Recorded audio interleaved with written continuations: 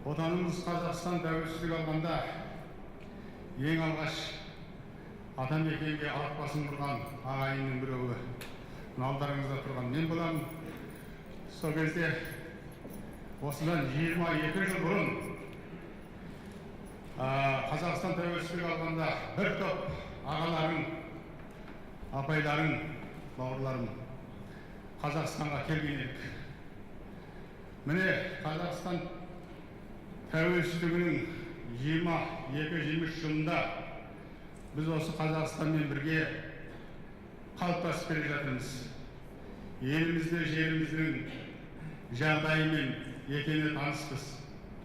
Ал бүгін өздеріңіз шетелден келіп, мынау астанамыздың төрінде осындай үлкен өнер фестивалына қатысып отырсыздар. Құтты болсын.